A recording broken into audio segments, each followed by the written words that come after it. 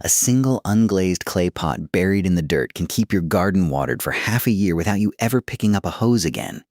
No timers, no drip tape, no summer water bill that makes you wince every time it arrives. This method is older than the Roman Empire. Researchers testing water systems for a future Mars colony looked at it seriously. Independent trials at multiple universities found it used far less water than the drip lines sold at every garden center in the country. Yet ask for one by name at a hardware store in the US and you will get a shrug and a blank look. There are two reasons a technique this old, this proven, and used on every inhabited continent quietly dropped out of everyday gardening knowledge in only a few decades. One is that it worked so well it threatened to make a whole industry unnecessary. The other is that fertilizer companies figured out that keeping your garden dependent on constant watering was simply better for their bottom line than handing you a solution that solved the problem once and for all. Before I show you how to build this system yourself, one that has carried gardens through droughts and outlasted nearly every irrigation gadget invented in the last 100 years, you need to know what got buried and who buried it. If you've ever stood there holding a hose, watching half the water run straight off the surface instead of soaking down to the roots, watching that bill creep up every July and August, there's a better way. And it isn't some new invention. It's the opposite. It's a piece of old technology so complete in itself that it never needed an upgrade, a replacement cartridge, or a company standing between you and your own vegetables.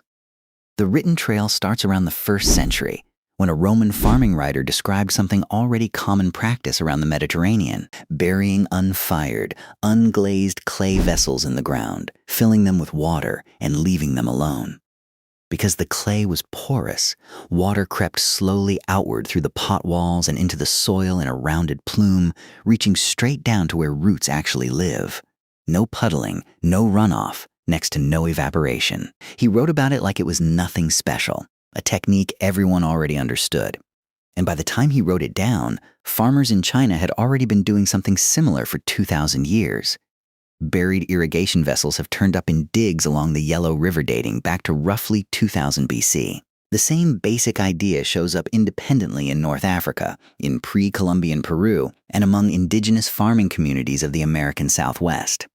This wasn't a local trick that happened to work once. It was the answer, arrived at again and again, to the same problem.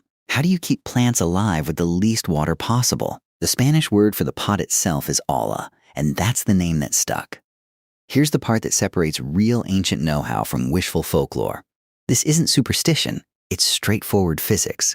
Bury an unglazed pot and fill it with water, and the clay wall behaves like a natural, self-adjusting membrane. Water works its way out through microscopic pores at a rate set by how dry the surrounding soil already is. Dry soil pulls harder, so more water moves through. Saturated soil pulls almost nothing, so the flow nearly stops. The whole system regulates itself, giving the plant exactly what it needs, exactly when it needs it, with zero input from you after the initial setup. Roots, which grow toward moisture, reach for the buried pot and wrap it in a dense mat, pulling water efficiently and keeping the whole root zone evenly damp, never soaked, never bone dry. That's the ideal condition for nutrient uptake and healthy soil biology. Bury it once, and it keeps working for years, sometimes decades. Now here's where it gets genuinely strange. A method with 4,000 years behind it, recorded by Roman writers, refined earlier still in China, used successfully on every inhabited continent, essentially disappeared from mainstream American gardening advice inside of 2 generations. The timeline lines up almost too cleanly with a specific industry. After the Second World War ended in 1945, factories that had spent years producing explosives needed something new to manufacture. Ammonium nitrate, a core ingredient in munitions, became the backbone of synthetic fertilizer instead. A process that had been a wartime secret suddenly made cheap nitrogen widely available, and major chemical manufacturers pivoted hard from weapons to agriculture. That business model needed one thing to survive: repeat customers. A bag of fertilizer does its job once. Next season, you're buying another bag. The repeat purchase was baked in from day one. There was just one snag. Fertilizer only helps if water carries it down to the roots, and it turns out nutrients move through soil most efficiently when moisture stays steady, not when the ground swings between soaked and bone dry. Keep the soil evenly moist and plants take up nutrients efficiently, needing less fertilizer overall. Let it dry out between waterings and nutrients bind up in the soil, plants start showing deficiencies, and the fix on the shelf is buy more fertilizer. In other words, your watering method quietly controls how much fertilizer you actually need. Buried clay pots keep soil moisture steady around the clock. That's terrible for anyone trying to sell you fertilizer refills. So a different kind of irrigation took over the spotlight instead. Drip irrigation, developed in Israel in the 1960s, became the modern face of water-efficient gardening. On paper, it looked like real progress. Narrow tubing delivering water straight to the root zone, less evaporation, more precision. But it came with a catch that doesn't show up on the packaging. Drip emitters clog. The plastic lines break down under sunlight. You need filters, pressure regulators, timers, and most kits need replacing every 3 to 5 years. Drip irrigation is now a multi-billion-dollar global market, built almost entirely on proprietary parts designed to wear out, parts whose entire job is to fight the exact problem a buried clay pot solved for free 4,000 years ago: uneven watering. What rarely makes it into that pitch is that universities have actually run all of these, drip irrigation side by side, and the gap isn't subtle. A multi-year University of Arizona study beginning in 2006 tested buried clay pots against drip lines under desert conditions and found Ollis used roughly 50 to 70% less water than drip systems and up to 90% less than overhead sprinklers while producing plants with deeper roots, better drought tolerance, and stronger yields. The researchers described Olla Irrigation as one of the most water-efficient methods ever tested at small farm scale. Follow-up work at New Mexico State and later at UC Davis produced similar results. And a NASA research program exploring agriculture for a future Mars settlement looked at the same low-tech clay pot between 2018 and 2020 for an obvious reason. On Mars, you cannot waste a drop, and you cannot afford equipment that breaks down. A pot made from local clay, needing no moving parts and no maintenance, was the clear winner. If it's solid enough for engineers planning interplanetary farming, it's more than solid enough for a backyard bed. None of this was suppressed with a bang. It just quietly stopped being mentioned. Agricultural extension offices, the programs that passed new techniques on to working farmers, moved on to drip lines and center pivot systems and simply left Ollis out of the conversation. University programs followed the same shift. Garden centers filled their shelves with plastic drip kits and soaker hoses, while the terracotta pots that outperformed them sat labeled as decorative planters, never as irrigation. Nobody had to ban anything. There's no patent to defend on a 4,000-year-old clay pot, so there was never a company with a reason to advertise it. You can't build a recurring revenue business around something people buy once and use for 20 years.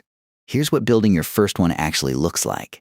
Take an unglazed terracotta pot, anywhere from a quart up to 5 gallons, depending on the size of your bed. Dig a hole deep enough that the rim sits at or just above ground level. Pack soil in around it, fill it with water, and set a lid or a flat stone over the opening to cut evaporation and keep mosquitoes out. That's the entire build. 5 minutes, start to finish. What happens after that is quiet but real. Within hours, water starts moving out through the clay and the soil around it visibly darkens. Roots pick up on the moisture and start growing toward the pot.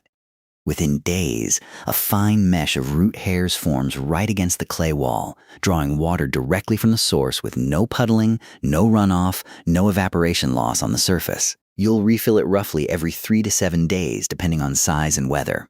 A 1-gallon pot covers a radius of about 3 feet. A 5-gallon pot can serve a 10-foot circle.